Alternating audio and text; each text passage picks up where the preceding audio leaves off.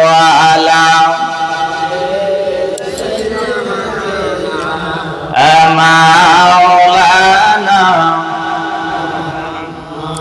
পাথরে কলেমা পড়ে আমার নূর নবীজির ইশারায়।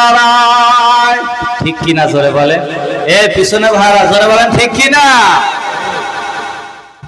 নবীর আঙ্গুলের ইশারায় পাথর কথা বলে কি বলে না? বলছে কি বলে নাই?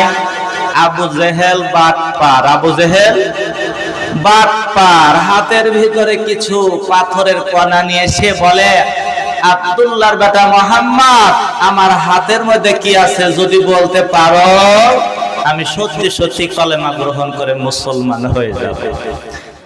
নবী ডেকে বলে, চাচা হাতের ভিতরে কি আছে সেটাই যদি কলেমা সাক্ষী দেয় তাহলে কি আপনি ইসলাম গ্রহণ করবেন? আবু জেহেল বাটপার বলে, পাইছি সুযোগ। কি সুযোগ? আবু জেহেল দেখে বলে, এই সাথীরা কে কোথায় আছো রে?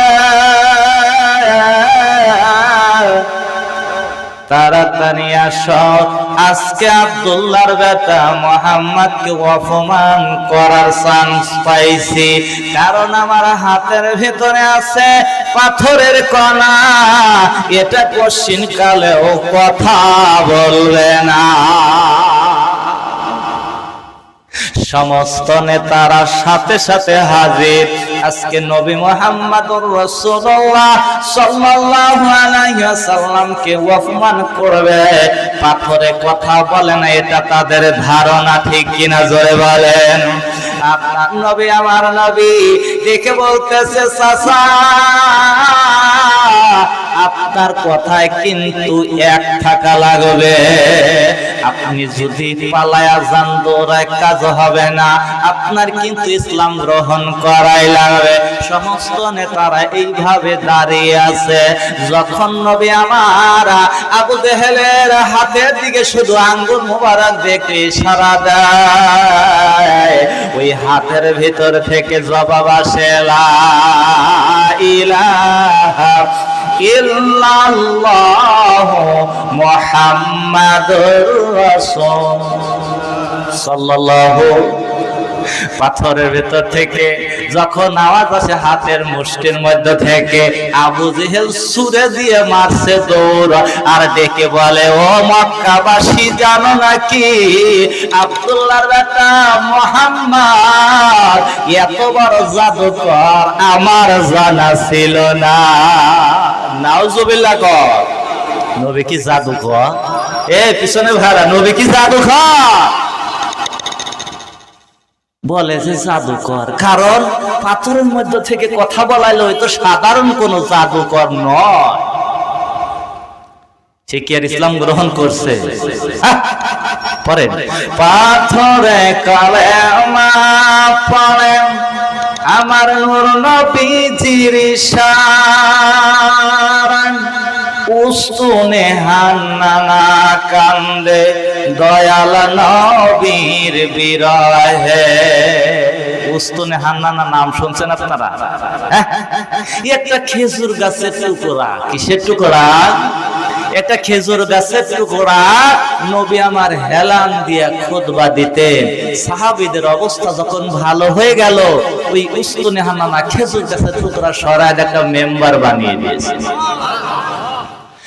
আপনার নবী আমার নবী রাহমাতুল লিল আলামিন যখন মেম্বারে, নতুন মেম্বার দাঁড়িয়ে যখন যেই মাত্র খুতবা দিতে শুরু করলো, পিছন দিকে কেমন যেন কান্নার আওয়াজ শোনা যায়। নবী দেখে বলে, সাহাবীরা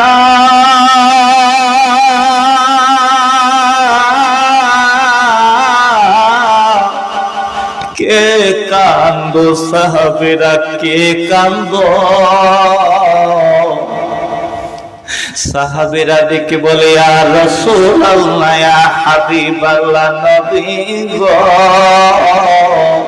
কেউ তো আমরা কান্না করি না, তাহলে কান্নার আওয়াজ আসে কোন জায়গা থেকে? নবী দেখে বলে কেউ কান্দো না, কান্নার আওয়াজ আসে কোন জায়গায়? নবী পিছনে তাকায় দেখে মরা খেজুর গাছের টুকরা উস্তুনে হান্নানা থেকে কান্নার আওয়াজ আসে। নবী দেখে বলে উস্তুনে হান্নানা, তুমি কান্দো কিসের জন্য? ওই মরা খেজুর গাছের টুকরা থেকে আওয়াজ বের হয়ে যায়, ইয়া রাসূলুল্লাহ, ইয়া হাবিবাল্লাহ, ও মায়ার নবী, দয়ার নবী গো, এতদিন আপনি আমার সঙ্গে হেলান দিয়া খুতবা দিয়েছেন, আর তো আপনি আমার সঙ্গে হেলান দেবেন না। ও মায়ার নবী, দয়ার নবী গো, আপনার বিয়োগ ব্যথা, বিরহ ব্যথায় আমি উস্তুনে হান্নানা কান্দে। নবী ডেকে বলে, এই উস্তুনে হান্নানা আমি নিজে হাতে লাগিয়ে দিয়ে যাই, তুমি কিয়ামত পর্যন্ত আমার উম্মতদেরকে খেজুর দিবা। উস্তুনে হান্নানা ডেকে বলে, ইয়া রাসূলুল্লাহ, ইয়া হাবিবাল্লাহ, নবী গো, আমি বেঁচে থাকতে চাই না, আমি আপনার সঙ্গে জান্নাতে যেতে চাই। একটা মরা খেজুর গাছের টুকরা, তার জান্নাত জাহান্নাম কিছু আছে? বলেন আছে? কিন্তু এই ছোট্ট একটা খেজুর গাছের টুকরা নবীর প্রেমে এতটাই পাগল ছিল, সে নবীর সঙ্গে জান্নাতে যাওয়ার আবদার ধরেছে। ঠিক কিনা ধরে বল? নবী আমার দিকে বলে, ও সাহাবীরা, সাহাবীরা রে, এই মিম্বারের নিচে উস্তুনে হান্নানাকে দাফন করে দাও, আমি নবীর সঙ্গে এসে জান্নাতে যাবে। আমরা মুসলমান, নবীর উম্মত, আমরা জান্নাতে যেতে চাই কি চাই না? নবী কি একটা পাগল আশিকের রাইখে যাবে?